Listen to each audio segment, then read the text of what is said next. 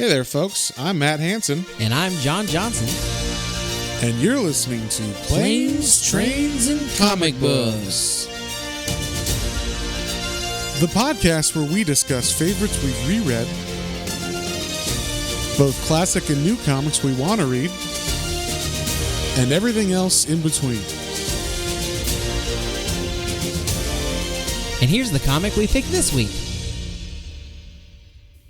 Hey there, everybody. Welcome back to another episode of Planes, Trains, and Comic Books. Today, we are checking out a very, very fun comic, I think, at least. It is in honor of Shark Week, because John is obsessed with themes or whatever. I don't know. What do you call them, John? Yeah, I mean, I like doing themes. I think everybody in general likes a theme for every month.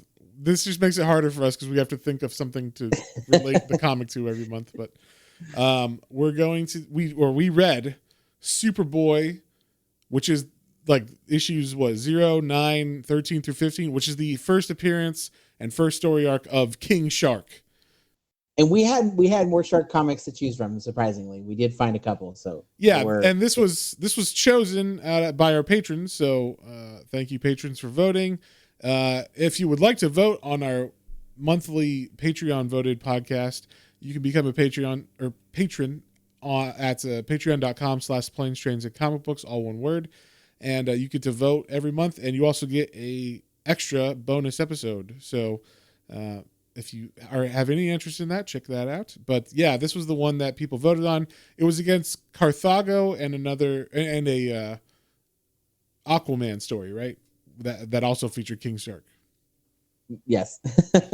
Yeah. Prominent shark. Yeah, there's not a lot of shark characters to go from. So Carthago is some like European book, which I've actually read the first volume of, and it was very slow. So I was like, let's do volume 2 if we do it. But I want like the Meg levels of shark craziness, not like a nice, thoughtful, methodical, shark book, Oh, I very much agree. And if you haven't gone, if you are interested in that, we have had some actually really good shark episodes for our previous Shark Weeks. Oh yeah, Hookjaw. Hell yeah. At least the original Hookjaw from the 70s. Man, that is some top tier, just fantastic gore and like silly story from people who didn't know too much about sharks, but they knew they killed people if they got in the water with them. Yeah. They knew they lived in the water. Check. They knew that they kill people sometimes. Check. And they knew that they love human blood. That's what they knew. So they craved it. They crave it. Once they tasted it, they have a craving for it. So so definitely go check those episodes out if you haven't listened to Hookjaw 1 and 2. We did the new version, the 2017 version as well last year, I believe. But I prefer the 70s version, which is really fun. But enough of that. This time we checked out the first appearance of King Shark and the first story arc of King Shark. And it was fun, which I actually liked that it takes place in Superboy. So apparently he's a Superboy villain originally. And then he King Shark also is on the Suicide Squad in Superboy. So like that's kind of cool too. Yeah. And another thing I liked about this book that I didn't know because I never read this or anything was it takes place in Hawaii. Now I grew up in my teenage years on the Big Island of Hawaii, which apparently this takes place in, even though it doesn't really resemble what I remember from living in Hawaii. But it actually takes place in the city I went to college in too. So in Hawaii. So that was kind of interesting to see all that. But yeah, we'll definitely talk about the usage of Hawaiian themes or speech or the way the towns look and stuff when we get into it a little bit more. But John, did you know anything about King Shark before this podcast? I knew from Suicide Squad, from James Gunn's Suicide Squad, which was good. He was a fun little character in that. And like, I think I've seen him in some, media now, because that movie. I know he was in he's in the Harley Quinn show as a main character because I know Ron Funches does the voice, and I like him. I just haven't checked out that cartoon. And then I know he was in the Flash show because I remember seeing a little bit of that, but I know I didn't really watch any of the Flash show either. So all I know in general is he's a big shark man creature thing. Somehow he breathes outside of water as well, and he is like a demigod, John. I didn't know he was a demigod until. Oh yes. Oh, you this, mean before this? Okay, yeah. Yeah, so before this, that he could breathe out water sometime, and that I assumed just like in the movie, he would eat people. So yes, that's very astute of you. Yeah, I mean that's pretty much what I knew too. I mean, I think I've read a couple comics with him in it, but I didn't realize he was even like a prominent villain. You know, sometimes you read a book and there's like a D-list villain that you just think is like a one-off that they created for that one issue you read, but you didn't realize, oh, it goes back to like the 90s or something, you know? So, but yeah, I thought this was super fun if you are looking at it from a 90s context. I definitely had a good time with Superboy because we had read previous Superboy stuff in Crisis on Infinite Earths and Infinite Crisis, but that is a different Superboy. That is one that was trapped in the whatever at negative zone or wherever the hell he is in at the end of Crisis on Infinite Earths, and then he goes evil and breaks out of that, and then that's how Infinite Crisis happens. So this is a totally different Superboy. So I've never really read anything of his other than the Death of Superman and Return of Superman story arc. So that's about 4 years, I think, of comics where there was 4 Superman, maybe not 4, maybe it's like 2.5 years of comics. It seems like 4 because there are literally one every week came out because there's 4 Superman titles at the same time. So it was like, oh, this week is Superman Man of Tomorrow, and then the next one is Man of Steel Superman, and then Superboy, and then Steel. And then of course you got Action Comics and whatever. I don't know. They were all like mixed up. I think it was only 4. Maybe there might have been 5. I don't know. There was a lot. There was a lot of Superman going on. But I definitely enjoyed this character when he was introduced in that story arc as an adult. I did not read it as a kid. I knew about it, of course, the Death of Superman, but I read the whole like omnibus of the Death of Superman and Return of Superman, and I thought it was a blast. I mean, you got to look at it like it's a 90s comic, and that means certain things, just like this one. But I had a fun time reading it. And that's all I really care about when I read comics. So I actually really like this character. I like his design. For those of you who don't know, he's like a younger Superboy is obviously a boy version of Superman, and he has like a full body spandex suit. His legs are red. He's got blue boots. He's got a blue shirt or a blue top to his spandex with the Superman insignia on it. He's got 2 belts. Don't know why. There's no pants. So because it's the 90s, and you got to have belts and yes, he's got a belt around his thigh as well, but nothing's in it, and there's no like reason for it there. So that's of course good.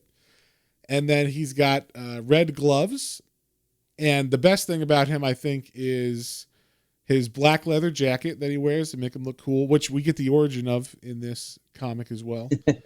And then he's got like, I think it's a haircut that's actually coming back, but like the boy with the shaved sides. Yeah, the undercut. The undercut, is that what it's called? Yeah, okay. So the undercut haircut. And then this comic made me think maybe I should get that. Do it, John. I would love to see you with an undercut. Especially with like keep my hair longer, but like it is. Fuck I have long hair. Well, then you'd look like the singer of Pantera or some shit. Because you got long hair. So yeah, that would be. Do it. I'm down. Do it for patrons. I can't see the page you're on. We're doing this remotely. Oh yeah. Again, so I need to see the page you're on. I know what Superboy looks like. Yes, but. I'm just on the cover of Zero. So, we usually go through the comic while we're talking about it just to remember what happened in the stories. But I will say that 2 of these issues didn't really need to be necessarily. I mean, they were set up for who King Shark is, but they're not like really story heavy. Actually, they involve a lot of other plot lines that are from other issues. So the first one is Superboy Zero, which you might be confused by because it did not come out before issue 1. It actually came out before issue 9. And I believe this was part of the 0 hour. I could be wrong about this, so don't quote me on this, but I believe it's part of the 0 hour event. And every comic came out with a 0 issue for that. I think I might be wrong. But I know that there's like a Detective Comics 0 and a Batman 0 because I had to find those. And then I was like, where the fuck do these go? Because obviously 0 is before 1, but it's not before Detective Comics #1, obviously. So I'm like, where do I put this in the run? I don't know. So it really just confuses the numbering on everything, which is great. Thank you, DC, for that. But yeah, so this is just a random issue that introduces King Shark. I guess they just wanted to introduce a new villain. They also set up like him going to Hawaii, right? So he's in Honolulu Airport, which is on Oahu, which is a separate island from the island I grew up on. And we start off, there's already a fight happening. I like this. This is one thing I miss about 90s books or just, older comic books. They start off with action. They start off with like, okay, fuck the talking and the setup. Let's start off in the action and then we'll catch everybody up later. So we see this guy who's named Sidearm, which is a terrible villain, is one of the worst villains I've ever seen in my life. But basically, apparently he was kind of like Doc Ock, except he only had 2 mechanical arms. And they like on a belt on his waist at one time. And then those got ruined the first time Superboy fought him. So now he's got a robotic arm on top of one of his arms. Yeah, it's so stupid looking. So he's got 2 shoulders on his left side, basically. One's metal, one is not. And yeah, it's really weird and stupid looking. But we start off on the first page with it already looking like Superboy has lost this fight. The Honolulu airport looks like it's been, they've been fighting in it. Things are falling over. Pillars are broken and stuff. But Superboy was just joking. He turns around and he is very much a Peter Parker, Spider-Man kind of superhero where he is quipping for good or ill the entire time. They do not land a lot of the times, I will say. A lot of his quips, and I don't know if that's intentional, because sometimes they do land, and I'm like, oh, that was fun. But sometimes it's like, what are you talking about? I don't know. But he keeps calling sidearm sidecar, sideways, so anything that is not his actual name. But yeah, he turns around, he's got a smirk on his face. He calls him sidecar. And then, he gets some witty banter back and forth as he fights this guy in the airport. The weirdest thing about this scene is, so this made me laugh out loud too. So Sidearm gets thrown, his arm gets ripped off by Superboy, the mechanical one. So he's minus his sidearm, literally. And, just so happens a scientist buddy of Superboy is walking out of an airplane. What are those called? Concourse or whatever, the hangar. What's it called? The tube you walk through to the courseway? The courseway. There you go. Yeah. So he's walking out of that. And it just so happens this scientist also has an electronic arm. Just randomly. And Sidecar, apparently, he's got a vest that can incorporate anything mechanical or electrical into his armor / arms. So he adds an arm, and he's like, I'm going to take all of this power as my own. Keep in mind, this is a scientist's arm. There's no indication of what this does. Why would it have power? Don't know. But Sidearm is like, I'm going to add this to my power. I'm going to kill you, Superboy. Then he tries to shoot Superboy with it, and it is literally a suntan lotion mechanical arm. Like, its purpose, there's no hand on it. It's just to squirt out suntan lotion. Which I was like, What the fuck is this? As was Sidearm. Sidearm was very confused by this as well, but yeah, John, what'd you think about this first fight scene here?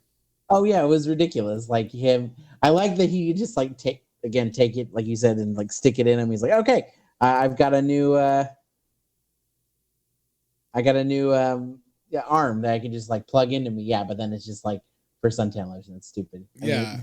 I love how like it's a super advanced cybernetic, sun tanning lotion dispenser arm, but the doctor or the professor doesn't seem very like upset by it. He's like, oh, it's fine. I got that was like an old model. I'm gonna make one with refrigeration soon, like air conditioning. I'm like, what? What does that mean? What does an arm with air conditioning mean?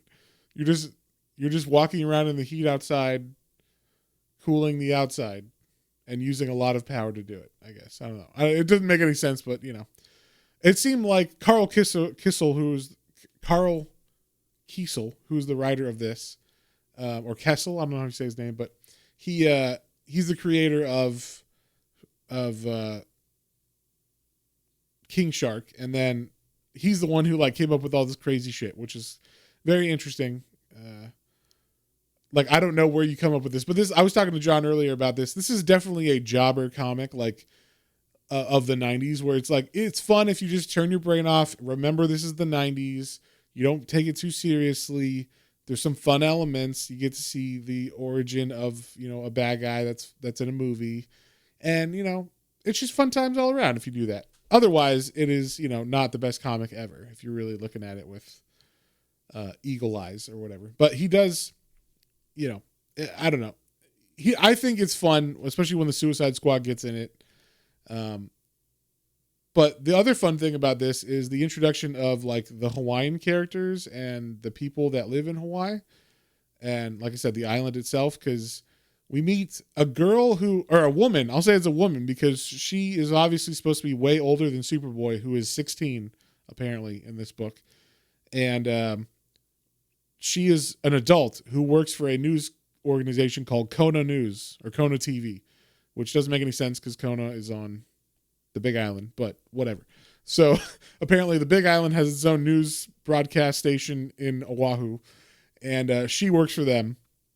And her name is Tana, and she and Superboy have something. They don't know what it is yet. They haven't talked about it, but they do make a point of it that when she's at work, like after she actually like commandeers someone's camera, like VHS camera, and films the fight scene because she just happened to be at the airport as well. And I guess she was meeting the professor, maybe. I don't know why she was there, but she films this segment, by herself, so it's very like guerrilla style. And then when she goes back to Kona TV to bring it into the producers, they're like, "Oh, this is great. We'll just run this tonight." And all of her coworkers are like, "Man, she's got no business covering those stories. It's a conflict of interest. It's unethical. Like she tries to keep it a secret, but everybody knows he's not even 16. So maybe he's even 15 in this comic. So she's dating a 15-year-old potentially. They never fully solidify that. They never kiss or anything, but there is some interesting things that happen. They flirt a lot. And she is obviously supposed to be an adult working at, a place. So she's got the hots for a 15-year-old potentially. Or at least the flutters, we'll say. Yeah, they definitely make it seem like that. Yeah. So that's all done, with like her at her, news place, obviously Sidearm is beat. We get some weird side plot that doesn't matter about some other people, basically like some other people they know on the island that are like from the mainland where they like they're all here and they're all like running from a mobster or something. That never comes into play because that's just tied into other stuff. But the main thing about Zero Issue, other than introducing King Shark later, is we get something that Superboy is not as powerful as Superman in this. He is a clone of Lex Luthor and Superman. So he doesn't have, or at least that was the original origin. They kind of hint that maybe there's some other cloning things happening, like other DNA or whatever, but at least for all intents and purposes, he's not as powerful because he's only half Kryptonian, or he's only got half of Superman's DNA. So he doesn't have all the same powers. He's obviously super strong and he can fly and he's invulnerable, but he doesn't have heat vision, or at least he hasn't figured out how to use it yet. And he doesn't have he never uses his ice breath or just breath in general. What are some other powers that he has? I don't know. It doesn't seem like he has nearly the strength of Superman either, because obviously he's fighting a guy named Sidecar, and they thought on the first page you thought he was losing.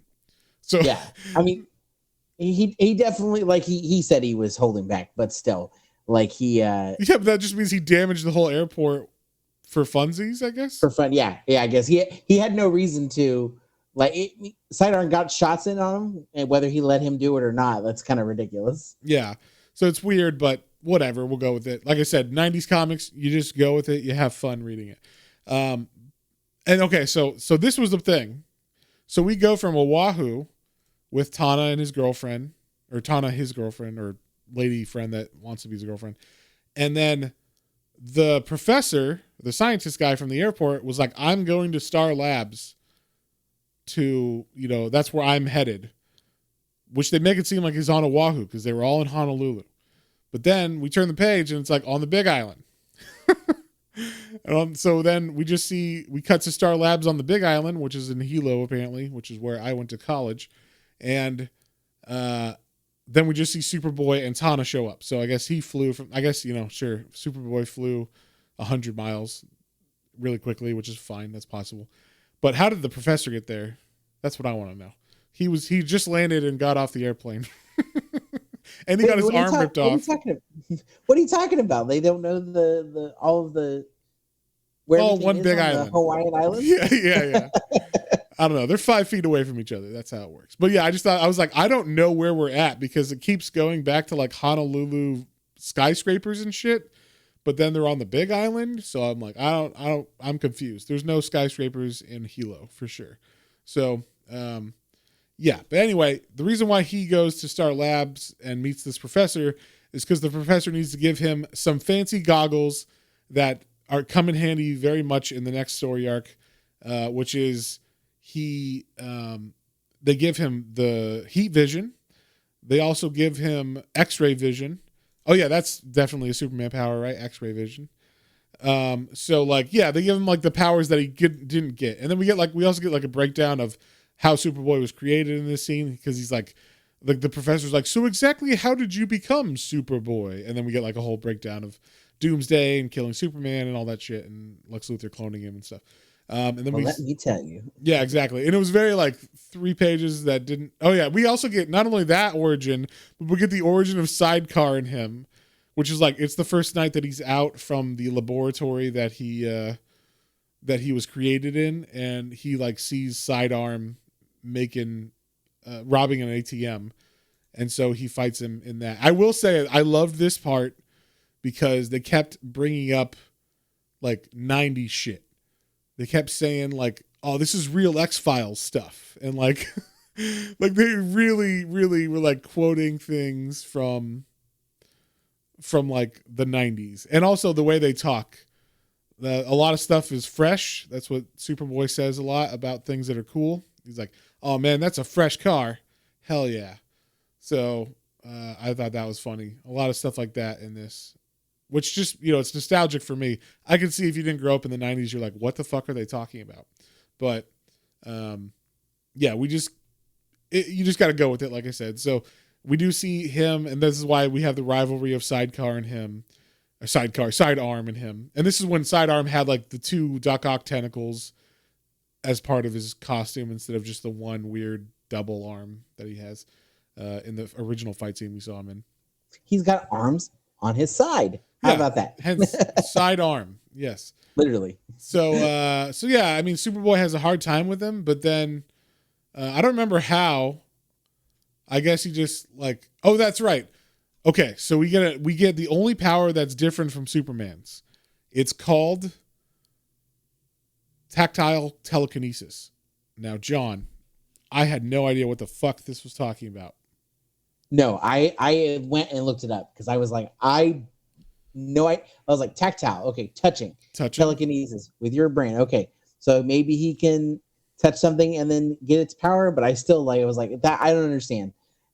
Yeah, the only thing I could get, this is what I got by the end of this run, or this little mini series, was if he touches something, he can control it with his brain. He has to be in physical contact with it. So even this didn't quite make sense because his jacket and everything are outside of him along with his spandex suit. So the arms aren't touching his skin. But I guess all he needs is to be in somewhat close contact with him. And then he can control the arms, make them fritz out, whatever. And that's basically what he does. He just overloads them and they kind of spark out. And then he like ties the arms to a light pole and leaves a note that says Superman or Superboy, I guess, on it for the cops to find. So that is the origin of Sidecar and Superboy. Like I said, the only reason he comes here, why we need this part of the story, is the goggles. Now, let's talk about this X-ray vision, all right? So he's in a room with the professor, the scientist guy, who gave him the goggles, and his girlfriend, or the girl that likes him and he likes her kind of, Tana. And he turns these on, they're X-ray goggles. He's like, cool, X-ray vision. And he's like, oh, all I'm seeing are bones. And then the doctor's like, oh, you're focusing too deep. You have to train yourself to look, on the surface of objects.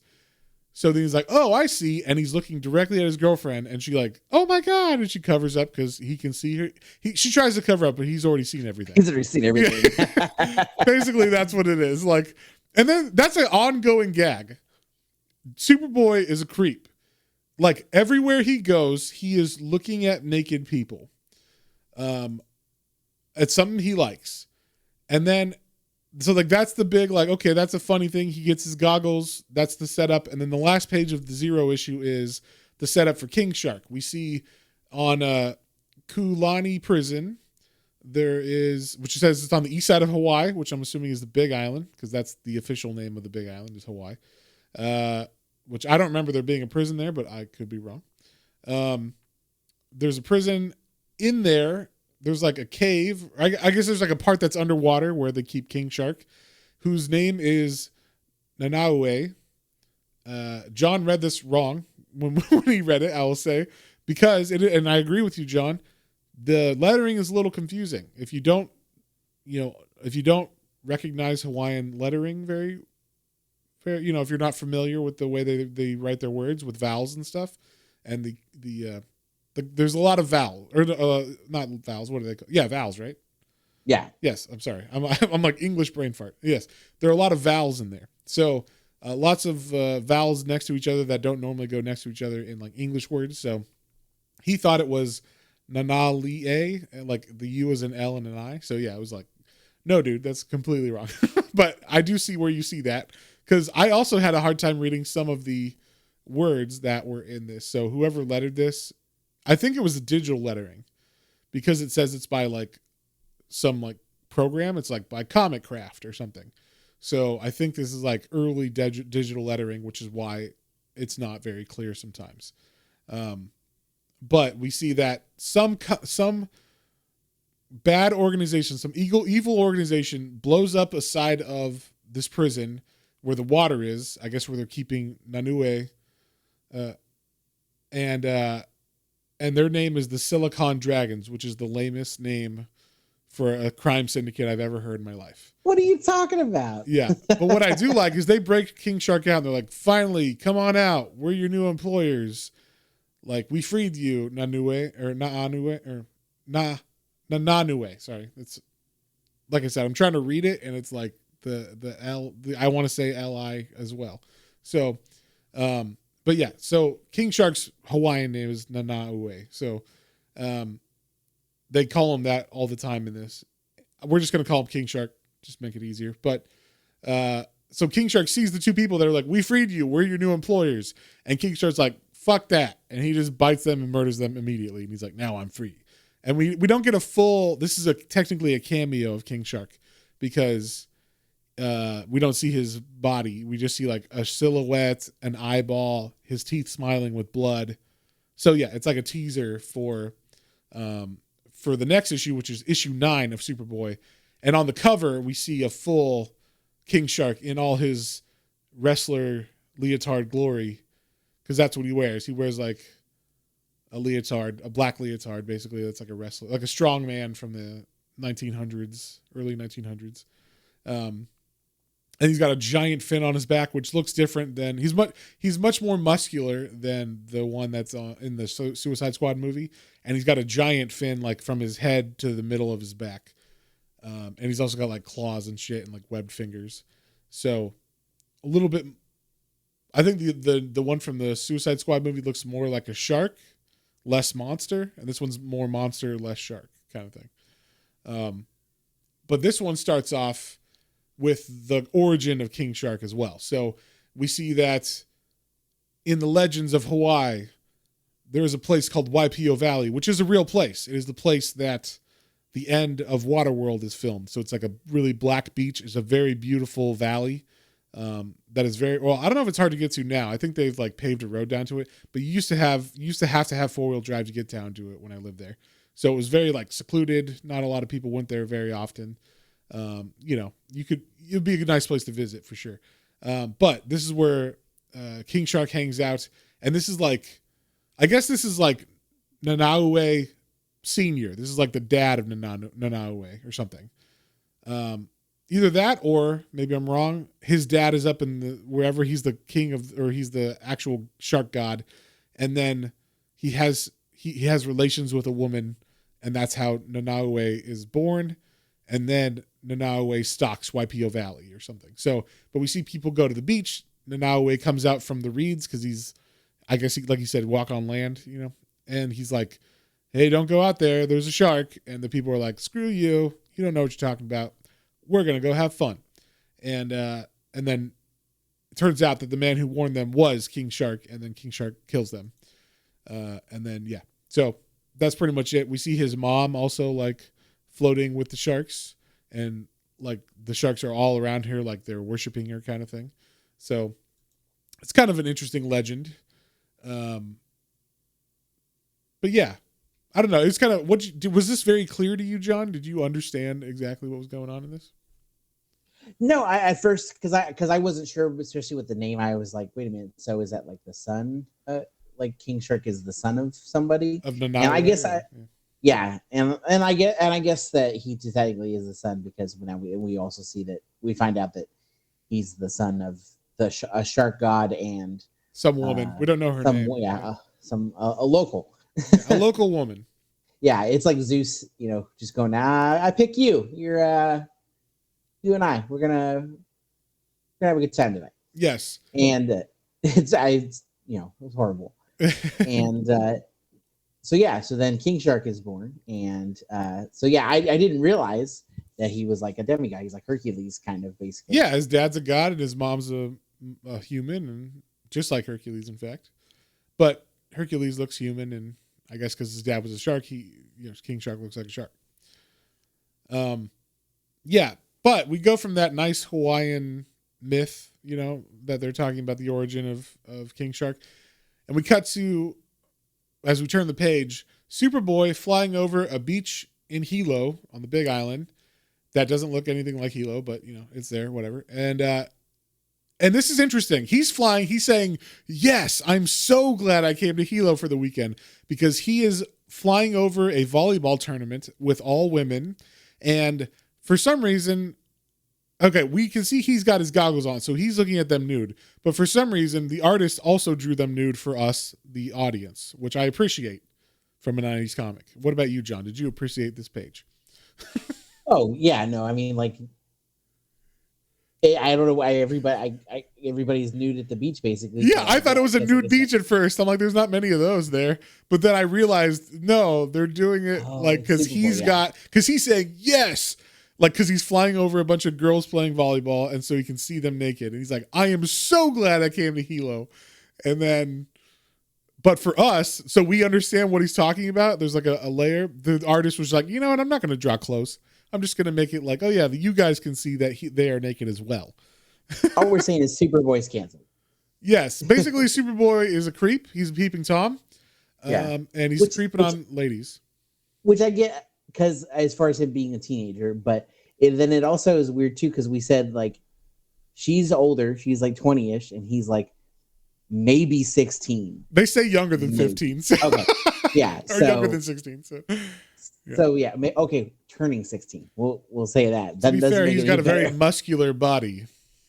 and he is the clone of a full-grown man. I will say also, he's not actually 15 anyway, right? Because he's a clone. So like he's probably 3 right now or 2 in like actual years. That's true. But because when they explain his origin, they're like, he remembered being like his first memories was of him. They say he was a boy, like literally like a child, like a baby in a vat. And then he like blinked and then he was like a boy, or like a, a young man, like a teenager.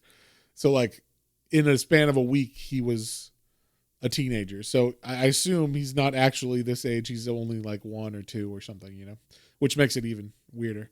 But yeah. So then we cut to him flying back to his girl, Tana. She's on the beach too, meeting him there. And he's still got his X-ray goggles on. He's still looking at her naked. She's in a, like a one-piece.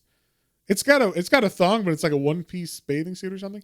But this is extra weird because, okay, it's her family is there too. So like they're all coming to meet him, hang out with him. And like her brother's like, oh, you like him, don't you? And she's like, oh, we don't quite know what we haven't really had to talk. We haven't sat down and talked about it. But I think, there's something there, And like her nephew and niece are there. Also, one thing I noticed is anytime Superboy is, I don't know if he's trying to be disrespectful or if he's like, if it's just a word that Carl Kiesel wanted to throw in. But do you know what a moke is, John? I feel like I've heard it, and I feel like you've mentioned probably what it is. Okay. I don't remember. Yeah, moke's like just, a very local person, but like kind of, I would say like a meathead local person, maybe, someone who's down to fight at any moment, None of these people in this drawing look like a moke, but as Superboy flies over them with, you would say someone who wants beef. Yes, someone who like beef. All right, who like beef. Yeah. So meaning they want to fight all the time. So, yeah, like I also thought like, okay, so luckily Superboy took his glasses off as he flew over this group of people, because there are a bunch of old dudes and fat dudes and apparently mokes that are here, and yeah, he didn't see them naked, but we do see him come back after he drops off the niece and nephew in the water. We also get some like Jaws shots. You can see like people swimming from below, and there's like dun dun, like that's what I hear in my head as we get closer to the people on boogie boards and stuff in the water. And but like, so he drops off the niece and nephew in the water. He comes back. He puts his goggles back on as Tana bends over to get something, just so he can look at her naked behind her back. And then she turns around and he pulls them off really quick, like so that she doesn't notice that he's looking at her naked. With his super speed. Yeah, once again, he's using his powers for ill. This is not how it's supposed to be, Superboy. You're above this. But yeah, he's creeping on her. He's creeping on this 20-year-old girl who's also creeping on him because she's 20 and he's 15. It's a weird dynamic, I'll say that for sure. But anyway, so like I said, King Shark is stalking the waters below. He starts attacking people.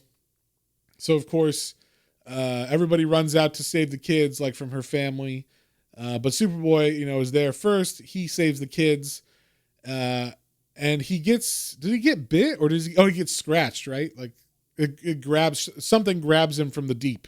And he's like, what the hell was that? A shark bit me. But then they're like, no, the scratches on this kid's leg, on the niece's leg is scratches like from a hand, not a bite.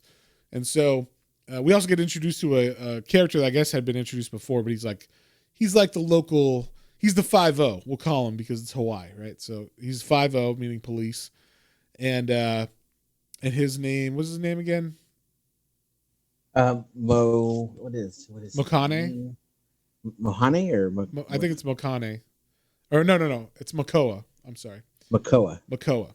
So yes, he's Detective Makoa, or Special Agent Sam Makoa. That's his name. And I guess he's from a future or a past storyline where Superboy and him did not get along, so they have beef. They have aggression towards. I'm going to say beef because it's Hawaii. They have beef with each other. But he explains, Makoa explains that King Shark escaped from prison. He's the one who put King Shark in prison. So he needs Superboy to help him out, even though he hates it because King Shark is a real adversary. So they're trying to find King Shark. They go to King Shark's home. I guess they know where he lives. They find his mom there, and this is super fucked up, I thought. His mom was like, he ain't here, but also he was hungry, so I fed him. And then we see that she cut off her arm or gave him her arm to eat, which just like lets you know how hardcore King Shark is. And then Superboy, while like scouting the grounds with his X-ray vision, notices a cave that goes to like it's an underwater cave. So he goes in there and he finds King Shark inside. They have the big first battle, and King Shark chomps down on his leg. It doesn't show him like bleeding or anything, but it definitely seems like Superboy is freaked out by this. He's like, "What? I'm invulnerable. I'm invulnerable." He just keeps saying that over and over. And I wasn't sure if like, obviously in this Superboy has to hold his breath underwater, but like King Shark tries to drown him a couple times. But I was like, does Superman have to hold his breath? Because I mean, he goes in space and shit, right? So like, yeah, I just assumed that King Shark is their first big fight. Well, that's I guess where we understand that like, yeah, he's not as powerful as Superman. He's got to hold his breath, something like that. So, but what he does have, which is nice, he's got his goggles on, like we said. So he uses his heat vision, shoots King Shark in the face, which lets him go, and then they knock him out, and they are able to put him in prison again. So that's how they capture King Shark for the second time, I guess. Yeah. So what do you think of the origin of King Shark in this issue? Like as a first appearance with the fight and everything. I thought it was fine. I like that he he tries to he's new to Superboy. He doesn't know him, and so he tries to drown him, and he bites him, and obviously I guess it doesn't like hurt him per se, but it definitely maybe it hurts him, but doesn't like make him bleed or whatever. Yeah. But yeah, it obviously gets to Superboy. So yeah, I mean it's cool. I mean he definitely like seemed like he gave Superboy a little bit of a fight, definitely more than sidearm. Yeah, for sure. So. Now we jump from issue 9 to issue 13 for the next part of this King Shark story arc. I don't know what was in between. They don't really say anything about that, but this storyline is called Watery Grave. There's 3 issues of this, so it's 13 through 15. And we see on the front cover of issue 13 the Suicide Squad. So we got Deadshot. Deadshot. Yeah, then we have King Shark, Boomerang, or Captain Boomerang. And the old Captain Boomerang. Yeah, the old one, the original one, the Australian Captain Boomerang. Yeah, with his little like Navy, I don't know what he's got, like a Navy outfit on, I think. Yeah. Then we got Sidearm, who's in this Suicide Squad, I guess. And then what was her name? There's like a woman. Knockout. And she's called Knockout not only because she's super strong, but she is a knockout bodacious babe, as they would say in the 90s. Whoa. Yeah. So clever. Yeah, very much so. And she is very cheeky. I'll say that. I was actually surprised by some of the stuff that she said, because this is an approved by the Comics Code comic. So she is very sexual and innuendo in her, like whenever she talks to Superboy, which is also inappropriate because he's 15. So I thought that was fairly risque for like a 90s comic that's approved by the Comics Code. But like we read some Marvel comics like the Spider-Man from the 90s, where like we saw not a sex scene, but a morning after scene between Spider-Man or Peter Parker and Mary Jane, who are married in that comic. But we definitely saw her in like sexy clothes. She's bending over a lot, stuff like that. So that was allowed. But I was surprised that the language, like first off, she's a stripper. That's like where they established her as a stripper, which I was like, oh wow, seems risque for a 90s comic. And then like that's not Vertigo or something, like this is in grocery stores still on the racks or whatever, And she wears very skimpy clothes, like cut off shorts and shit like that, and like a tube top. And then, like I said, she says very, very sexual innuendo phrases and stuff to people. So, but she gets recruited immediately by Suicide Squad because they need her for a mission, of course. She's already out. She's out on parole. She's on her life living, the thing. But they get Deadshot to pick her up and like say, hey, we need you to be in the Suicide Squad for a mission. But he does this in a different way than a normal person would do. He just starts shooting at her from afar. And they have like a little fight scene where they wrestle for a bit. And then he's like, hey, I'm here to recruit you, not kill you, which is why I missed. Duh. We also see, we cut away from that scene after she's like, okay, I'll be on your team, to Superboy in school. He's trying to join high school in Hawaii, which at the time I was in middle school in Hawaii. So, I feel you, Superboy. You could have been there at the same time as you. Yeah, this might be the school I went to. I don't know, because I don't know what island it is, because they keep jumping back between the Big Island and Oahu, like they're interchangeable. But, I'm going to say this is Kealakea High School. I'm going to say that on the record. So it's either that or maybe Kona Waina. I don't know if Kealakea was built then. There's only two schools on that side of the island. So, or on the side of the island I grew up in. So, yeah. So he's trying to take like his entrance exam so they like a placement exam so they know like where he should be. And like he immediately has to go away and he's like, I can't, I heard like a robbery happening down the street.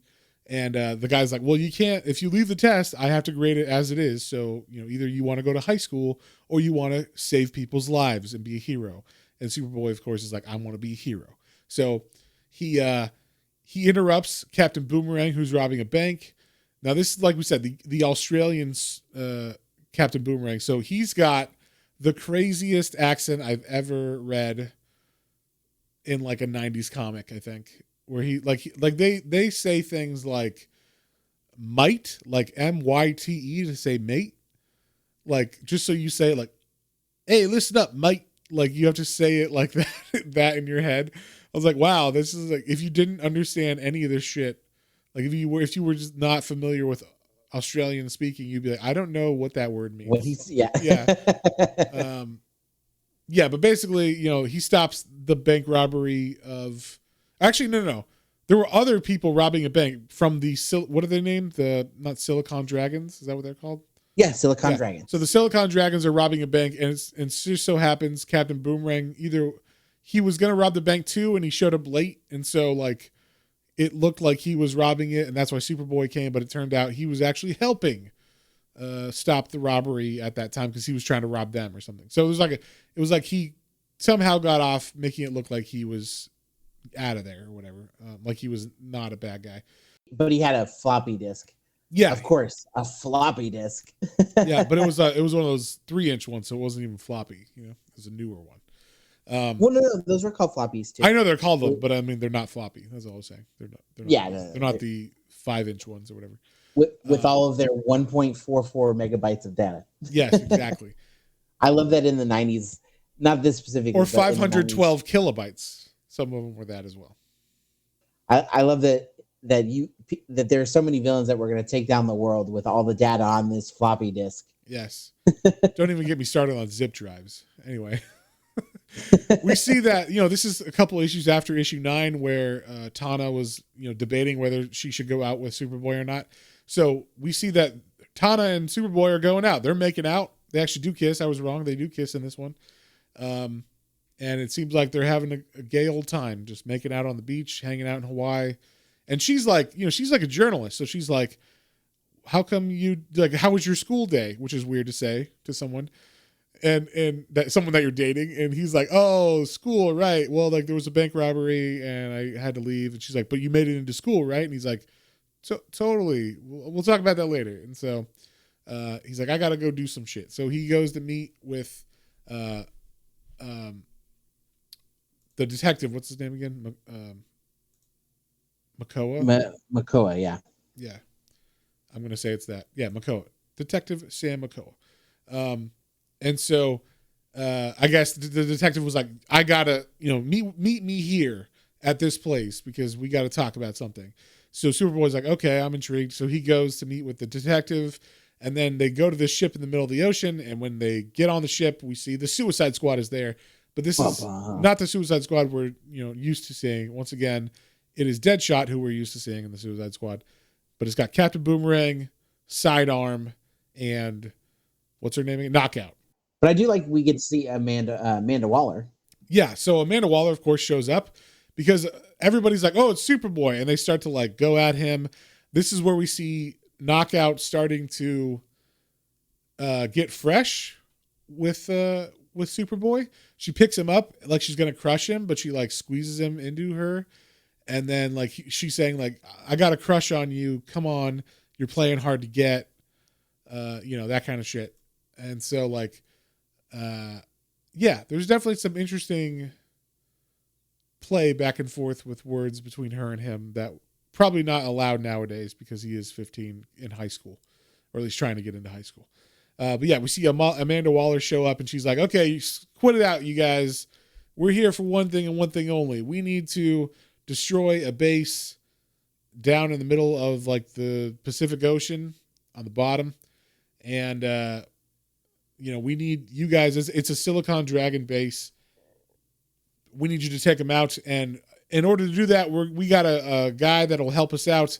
It is King Shark. So that she got him out of prison, obviously, and brought him here to be a part of the team.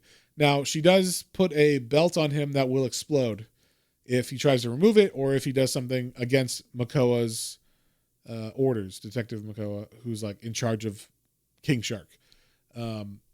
And so, of course, this creates tension because Makoa and King Shark haven't passed, blah, blah, blah.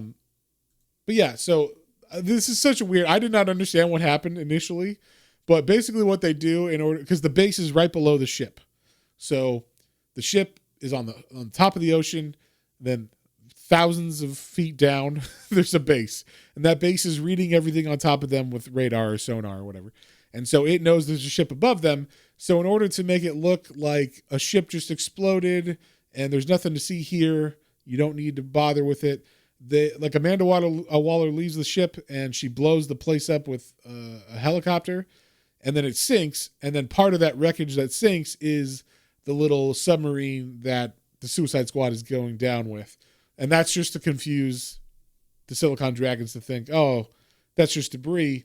It's not a super secret Suicide Squad team. We also see inside the base, as they notice the explosion, that they are controlled or ran by a female leader. What's her name? She is, I want to say it's like Green Dragon, but it's not that. She's in green. She's like Lady. It's close. It's Lady Dragon. Lady Dragon. There you go. She wears green. Her name's Lady Dragon. Very original name. And she kind of looks like Elektra, but with like a shawl on that's green, pretty much. But okay, so John, at the end of this arc, I'll spoil it because who cares? She's not a very big part of this, other than she's in the background every now and then, being like, "Why aren't you doing what I said, peons?" And they're like, "Oh, we're sorry." But so they set her up. She's obviously a local woman. She's got tan skin. She's got black hair. I thought they were setting this up to be Tana. I was like, obviously, now that Superboy and her are together, they're going to be like, but she's actually the leader of the Silicon Dragons. And they don't do that. Silicon Dragons. Yeah. What did I say? He said silicone. It's the same fucking thing. It's the same. That's a different type of dragon. The cocking dragons. All right. So, the Silicon Dragons, whatever. So, yeah, like I thought they were setting it up. Did you get that at all from this? Like immediately, the first panel we see of her, I'm like, oh, that's probably Tana. They're like setting up this whole thing. Nope. No? Okay. You never once were like, I wonder who she is, and are they setting it up? No, I didn't think she seemed like, I don't know. She seemed like the Lois Lane, so I didn't suspect her ever. That's why they could have set it up, Well, also because they never show her face. So I thought, oh, they're like putting green lipstick on her to throw you off. They got her in a green shawl, but like, obviously this is her. It's got to be, right? you are expecting that from what would have been a good twist, especially for an 90s comic. Not even a good twist. It's just a twist that should have happened, I'm assuming. But yeah, it does not happen. I was too involved with the like you said, some of the things that they were saying, especially knockout to Superboy. It was like right after the fight, there was one line you'd say I wanted to say, and she says that because she talks about that tactile telekinesis. She's like, oh, it makes you strong, pup. Not as strong as me. But I bet there's things that you could do with that power you never dreamed of. And I was like, he's 15. Yeah, like give her orgasms. That's what she's insinuating there. That's why I was like, what the fuck? Like, this is way more sexual in nature than I thought for a 90s comic. At least what she's saying to him. I mean, it is like possibly above kids' heads because it's so like, it's hidden language. It's a wink to adult readers, I guess. But I was like, that's pretty cheeky. But anyway, so like we said, the submarine's coming down with all this debris. And unfortunately for the Suicide Squad, the Silicon Dragons are like, oh, we should collect that debris. They don't even know that I don't think they know it's a submarine, right? They're just like, we're just going to collect some of this debris. Like it's the spoils of a ship. No, they do because this second underling villain sets off this like I don't know what it is. Electrical cannon or something? Yeah. Okay. I thought they just did that because it was like they were like, oh, we're gonna disable this part and like bring it in, but maybe they didn't know it was actually a submarine with the Suicide Squad on it. Maybe I'm wrong. Once again, didn't make it totally clear. It's a 90s comic. They're not the clearest comics in the world. So, but as they bring in the submarine, they tear it open. The Suicide Squad falls out in front of their little moon pool, they call it, which is like the little docking bay under the water. And the Suicide Squad are in the water, and they look up and they see this villain named Stinger. I've never heard of him, but he basically looks like Deadpool with a couple shoulder pads and gold accents. But yeah, his name's Stinger. Apparently Superboy and him have a past. And I love it. Like they end it with like Superboy being like, Stinger, no. Stinger, no. Yeah. I was like, okay. Yeah. Who the fuck is that? And what Stinger does is he shoots you with stings, I guess. I don't know. It's just a gun blast that he gets shot with. But Superboy gets shot. He shoots a couple other people. Then a big fight happens. And basically this whole issue is like a back and forth fight with Deadshot. Like the team gets split up between different enemies and they end up going in different ways. So like Captain Boomerang runs down a hall and is like, I'm going to lock myself. Like I fuck fighting these people. I'm going to go lock myself in a room. And then as he does that, Superboy and Knockout and Deadshot. Yeah, Knockout and Deadshot run behind him and like, what the fuck? You were going to lock us out? And he's like, no, totally not. I was totally just, I knew you guys were right behind me. Like, and so they get mad at him. But then like the other teammates, which is Sidearm, who got shot in the water, and we haven't seen King Shark yet, right? So no, yeah, King Shark's just he's somewhere in the fight, I'm sure. But yeah, he just jumped out. Did he jump out at the beginning, or no? He doesn't even jump out. So yeah, he's just like in the water chilling at the moment and hasn't attacked anybody yet, at least that we've seen. And so Sidearm got shot. They thought he died or whatever. But you see King Shark in the next page. He's like swimming off with Makoa. Because I guess Makoa, of all the supers there, he's not super, so he actually got he got injured. Winded. He got injured by the shot, which I guess was just a stinger shot. It doesn't hurt you that bad. But also King Shark needs him alive because if Makoa dies, his belt explodes. So King Shark's really protecting himself, of course. But King Shark pulls a Jaws 3, and he finds a viewing room. And I think they actually took this from Jaws 3. But there's like a viewing window, and these three guys are looking out of it, and they see King Shark swimming towards them, and they're like, no! And he breaks through the window, and all the water comes in. And then somehow, I guess there's like a door, like a metal door that closes over the window.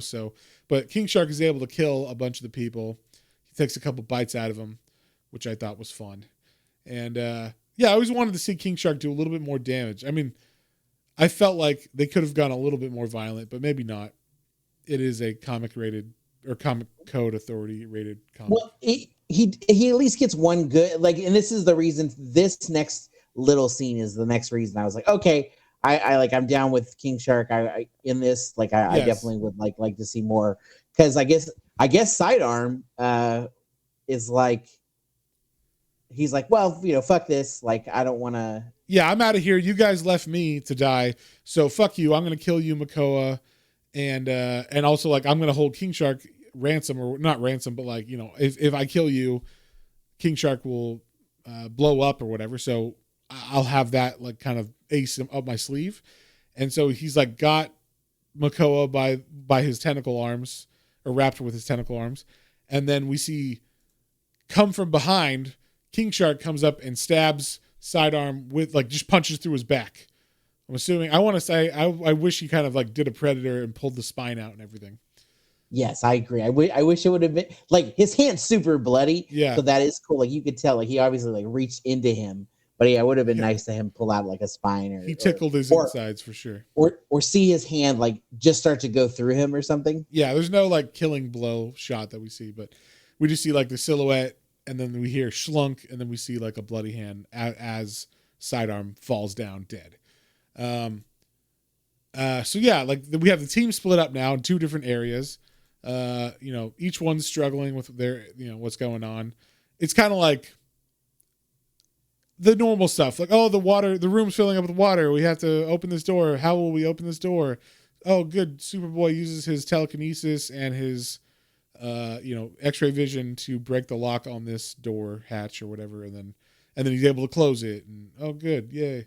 So it's kind of like, I don't know, very it was, to me, it wasn't very, like, suspenseful, No, exactly. With Superboy there, like, them getting into shenanigan trouble, I wasn't quite as. I was more, like, just enthralled with, like, the look of the other characters and, like, what was happening to them. That was what I was focused on, especially. Yeah, the other ones, you're like, oh, are they gonna die? Because, like, we just killed Sidearm. Yeah, and Captain Boomerang, who. Yeah, well, I knew Captain Boomerang doesn't die because he's in the comics later on, like, that I've read. So no, I know. I just mean, like, just how they were reacting with these situations, and Captain Boomerang, all, like, washed up from all the water. It looks like the fucking Crypt Keeper. Oh yeah, he does. With his like, he's balding hair, but, like, long hair in the back still. And, like, again, just with the way that he talks, he's ridiculous. Yeah, it is. He is ridiculous. Oh, bloody hell. Yeah, but the second they get into their room, when they seal the door from the water coming up, Superboy, Deadshot, Captain Boomerang, and why can't I remember her fucking name? Knockout. Thank you. I want to say Takedown. I'm like, no, that doesn't make any sense. So yeah, Knockout. Of course, the Silicon Dragons know, or they know that they're in this room, and so they gas it with sleeping gas or whatever. So now they've captured half the team. And we see Superboy chained up in the Lady Dragon's office, her head office. And then she pulls out a sword, and we leave the last page of this saying, like, I am your executioner, holding a sword over Superboy's head, and that's it. And I guess it's like a samurai sword, but that also has, like, some energy blade. It's like a samurai sword and a lightsaber together, basically, is what it looks like. Which, you add electric around something and it's better. And literally on the next the last issue's cover, it looks like she has a lightsaber that's yellow in her hand because it's glowing from the electricity. So of course, this is the fight between Lady Dragon and Superboy. Now, this was one of the dumbest characters I've ever seen in my life, because she has a code that won't let her kill him just outright. Like, she's a bad guy, but goddamn it, she's got a samurai code, and that code is, they have a code. We have to fight with equal power. So, like, whatever, like, if he's super strong, she can strike him with a sword, but if he doesn't have weapons or whatever, then she can't do anything to him with a sword. She has to fight him hand to hand. And by weapon, I mean his goggles. So, like, in the middle of this fight, his goggles get hit off, and she's like, she's about to stab him. She's like, wait, no, I cannot. And then, like, she's also giving orders to people because her mind is integrated into this base. So like she could tell what's happening in the other parts of the base. So she's like telling Stinger, who's about to attack the other half of the team, that like, she's like, no, don't kill them. And he's like, no, what do you mean don't kill them? We're bad guys. We have to kill them. And she's like, no, you have to fight with honor. You must honor our honor. Like, I don't understand what this honor has to do with anything, but so which King Shark is like, okay, and then he fucking like fucks up all of the all the minions because they can't they can't shoot them because they don't have guns. But like King Shark is a god, he's a demigod, and he's like murdering all these people. And they're like, oh my god, my legs, and like, and they're like, but we can't kill him because he doesn't have a gun. So they make it like it's, you know, like in Predator, like that happens in Predator too, but it makes a lot more sense because it's like methodical and thought of or something, you know? I don't know. Like it feels genuine in that. And this just doesn't make any sense. Also, it's like, it's always like them. There's no like the rest of the Predators don't have to follow that necessarily. You know what I mean? Like if Arnold is going to blow them up or because, you know, King Shark does have an explosive on him. If Arnold has an explosive and he can blow up at any time, that kind of evens the odds. Fucking kill him, right? I don't see what the problem is. But they have honor, goddammit. So, like you said, his visor falls off when she squirts him with some water from the base. Just has random like water pressure hoses on the wall that you can control. And also like just out of nowhere, just like a stone beam flies down and crunches him. But he's invulnerable enough that none of this hurts him at all. Although it seems like the water really takes it out of him because he's like, God, bleh. Like he can't handle water being squirted on him, which I thought was funny. And then like a 10-ton stone on a mechanical arm flies down and crunches him, and no problem with that. He just breaks through it.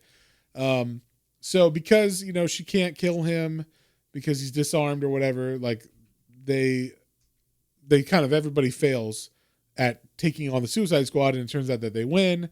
And then she gets away in like it looks like she gets away, but then the team at the very end, what they had to do was destroy this base.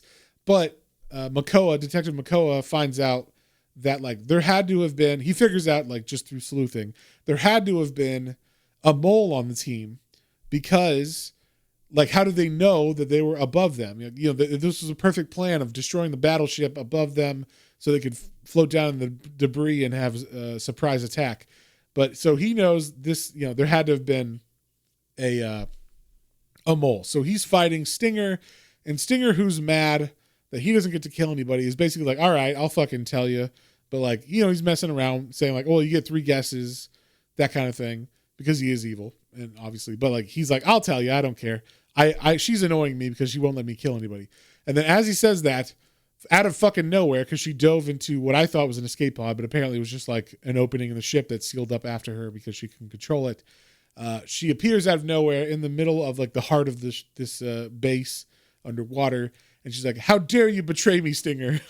And then as she says that, like the floor falls away from where they are, and it's just like, it's basically that scene at the end of Empire Strikes Back where they're in like a really, really long vertical tunnel and there's no floor and Luke is hanging on because he gets pushed over the edge. And everybody's hanging on something because the floor fell away and they're in this weird vertical tunnel. And I guess because Boomerang thought she was talking to him because he ends up being the mole. He's like, now lady, I didn't betray you. It looks, you know, we had a bargain. You're right. And everybody's like, wait, Boomerang, you did it? Captain Boomerang was the mole? So everybody knows that he betrayed them. So Deadshot, with his dead shot, shoots Boomerang through the hands, sending him down. But Superboy catches him before he falls to his death because Superboy won't let someone die. But yeah, he gets shot through his hands, so he can't throw his boomerangs like he could before, man. That's like a big thing, you know? And then we see at the very end, I guess, what's her name? Lady Dragon runs away. She gets away. She's like, I will finish you later. Oh, here's a reference. Here's a fantastic 90s reference. This is just to let you know how 90s this gets. So they're talking after Superboy saves Captain Boomerang, he turns to Lady Dragon and he says, like, hear me, lady. Do you hear me, lady? Let's finish this like we started. Just you, me, and for all the pogs. So, like, instead of like for all the chips or all the money or whatever, or all the everything, it's for all the pogs. Does everybody remember pogs? Those little discs of cardboard that had things on them? And we collected them just like Beanie Babies and other stuff, like Funko Pops now. So, yeah. He talks about pogs. That's how 90s this is, and I loved it. All right, I loved every second of that. So, but yeah, she disappears. Then, for some reason, I'm not sure why. What's her name? Knockout. Knockout. Thank you. Knockout. Just like, let's go. And she's like, I'll take it from here, pup. I don't like to watch. You dance with your lady friend, and I'll take on King Shark for some reason. She just starts punching King Shark. I didn't get why.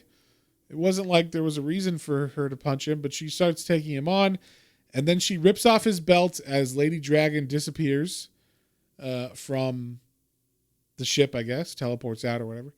And that makes it so the belt explodes. So she kills King Shark theoretically. Obviously, we know he's not dead. So yeah, he appears later. She dies, apparently. I don't know if she appears again. But everybody else took they had made mention of these pills that you have to take. I don't know how everybody else didn't die, but they took these pills that made it so they could withstand the pressure of the water, and then they took another pill that made it so they could come up without getting the bends. That's it. So the rest of the team lived. Amanda Waller's like, what the hell happened down there? And then, found out what it was. Wouldn't you like to know? Yeah. One thing I did like is that Superman leaves her office. Makoa is standing outside and he's like, how to go with the wall, kid. I was like, oh my God. That is like the best nickname behind her back for Amanda Waller. Because she is a large, imposing woman. And so the wall is a great name for her, as I thought, as a backhanded nickname. But yeah, that's pretty much it. Superboy's like, we're best friends now, Makoa. Thank you. Thank you for being a friend. So, John, that being said, what would you give it? What did you think? So I liked it. It was fun. I definitely want to get, I had to look up a little more about King Shark just to see where his, what was true of his origin, see if anything had changed. And I guess they really do solidify most of it and tie up everything in that Aquaman one, the other one that we had in there. Yes. So we might, I don't know if we'll read it or next year, Shark Week. we gotta space them out because we can't waste the shark stories on non-Shark Week weeks. That's true. Unless we get other shark stories, we'll see. But but yeah, I still liked him as a character. He was, that was the reason we read this. He was fun. He was a big brute. He didn't talk really yet in this, but he gave people the side eye. And he ripped through, all the dumb minions and stuff. Yes. So he was still fun. And, it was a fun 90s comic, was it a fantastic story? Nah, it was okay. But was it fun? Did I enjoy the quips? Did I enjoy some of the over ridiculous, sex or sexual innuendos and just, ridiculous 90s references? Yeah, I did. I had fun. I enjoyed Superboy. I had realized that this writer, I had read some stuff of his before because I read I really enjoy some of the Elseworlds for DC and what ifs and weird why am I blanking? Side stories. Yeah. Side stories. Multiverse. And multiverse. Thank you. Wow. I feel so silly. And he specifically did Marvel Apes, Carl Kessel, and I really enjoyed that. That story. I read I think the first 2 trades of that, or maybe I read the first main one, so that was a lot of fun.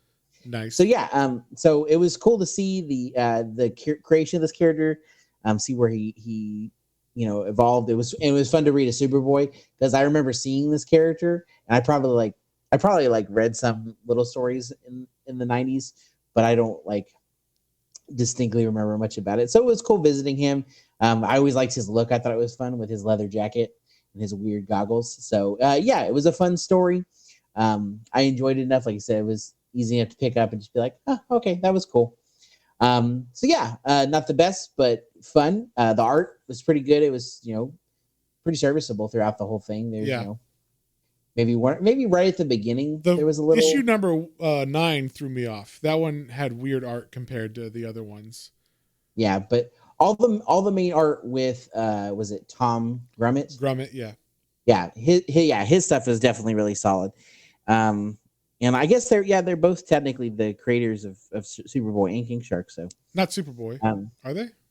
Yeah. Oh, okay. Not this. Well, I mean this Superboy. I mean Superboy has been around since the '60s. So sorry, yes, this specific version of Superboy. Yeah. So yeah, I enjoyed it though. And it definitely is a unique look for King Shark. So, all of that said, I would give it a 5.5. It wasn't terrible, but it was fun. All right, that's pretty solid for like a '90s comic. That's just like a jobber comic, Yeah, and I don't give too many halves, so I'm saying it's just a little bit better than above average. Yeah, it's a little bit better than Hush. Is that what you're saying? Yes, because that's our eternal average comic. I feel so. We're really gonna definitely have to like revisit. Yeah, we're gonna have to do a revisit of Hush since that was our first episode. And it was so long ago, and I haven't read it since then. And I wonder, now that we've read so much Batman, what does it compare to now? So yeah. But anyway, yeah, like I had a blast reading this. I thought like all the '90s stuff was like an instant nostalgia thing, but even more so for me, there was more nostalgia because it takes place in Hawaii. So I was like, oh, like I know that place. I know what they're talking about. So that was kind of fun. All the like them trying to throw in like words like moke and other Hawaiian things. I'm like, oh, like they're trying to do their thing. It's not quite making it. It's not quite making sense fully, but they're trying. I'll give them that. So like they're trying as far as like a jobber would do. They do the minimal research they needed to write the issue. Yeah, but they didn't make anything up that I could tell at least. So. That was good at least, but yeah, it was fun reading it, and I think it's like an origin story. King Shark's a pretty interesting origin. If they even went like if this was actually like if there was an issue, this would be like a Neil Gaiman way to do this to introduce King Shark. But you have the 0 issue where you have the setup for King Shark. Then you have the whole second like Superboy number 9 just be the origin story of like the gods, the myth, how he was made. How the relationship was between the mom and the king and the the god shark or whatever, like all that shit. That's what you would do to really solidify who is King Shark. This doesn't really give you who he is, just he's a big shark man. Like that's what you get at first. Then you get a little bit more of him in the Suicide Squad story, but not that much. You get that he's violent, and that's pretty much all you need to know, right? So yeah, like I think it was pretty good. It was a solid like introduction, but it could have been a lot better if it was thought out maybe a little bit more. But I think a lot of first appearances of characters are like that because they don't know this is going to be something. They don't know that in 30 years this is going to be in a Suicide Squad movie. So they're just like, yeah, it's a shark guy, cool. That worked for the paycheck I'm getting to this week. So yeah, I think I'm going to give it an *6 because I had a lot of nostalgia fun reading it, but I think you're right. I think for any normal reader, they could definitely read these issues and have fun. They wouldn't need to know anything else because it does give the whole backstory to Superboy and everything. So you don't need to know too much. And King Shark's new. You need to know a little bit like who the Suicide Squad is, but they do a pretty good job introducing them as well. So I think it's pretty solid overall for like a new reader to pick up. So yeah, I think I'm going to give it a 5.5 like you, but like an *6 for me personally. Like I had fun reading it. But yeah, I would definitely, if someone was like, "What's a good like? Should I read the origin of King Shark to start off?" I'd be like, "Yeah, you'll have fun as long as you like are okay with '90s comics." Talking about Pogs and saying fresh a lot and stuff, but and also weird like X-ray X-ray peeping Tom jokes, but but besides that, like, yeah, it's pretty solid. So yeah, there you go. Origin of King Shark, Shark Week celebrated. Another one in the books, John. Yes, another Shark Week in the books. Yeah, successfully handled. And then so this month for our Patreon exclusive episode, we're doing the book Chivalry by Neil Gaiman and Colleen Doran. They were the team that did the book we read for Christmas, I believe, which was Snow Glass Apples. So I have no idea what Chivalry's about, but it looks fucking beautiful, so I figured we'd read it. It couldn't be bad. It's Neil Gaiman writing, so he's pretty fucking solid. And then again, the art that was part of the reason that Snow Glass Apples blew us away, because we were like, oh, it's Neil Gaiman, it'll be fun. And then the art in that, we were just like, oh my god. Yeah, I don't know why I didn't realize. I mean, I've seen her art before, but she just really looks good in Snow Glass Apples. So, and Chivalry looks the same. So I'm very excited to read that. Speaking of patrons, we should thank our patrons. Thank you, Otaku Mike, Hoku, Christian, Matthew, Kyla, and Sandy. You guys are awesome. You keep the wheels going in the background.